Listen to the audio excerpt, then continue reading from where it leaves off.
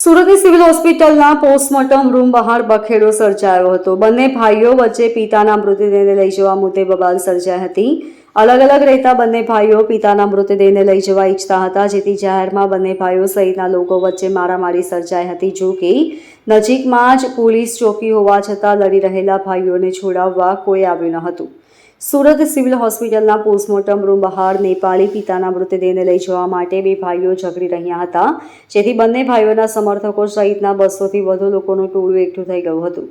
Postmortem રૂમથી 50 મીટરના અંતરમાં જ પોલીસ ચોકી આવેલી છે, તેમ છતાં પોલીસનો કોઈ પણ કર્મચારી ઝઘડી રહેલા લોકોને શાંત કરવા માટે આવ્યા ન હતા. ઘણા સમય સુધી બબાલ અને મારામારી ચાલ્યા બાદ સમાજના આગેવાનોએ મામલો થાળે પાડ્યો હતો.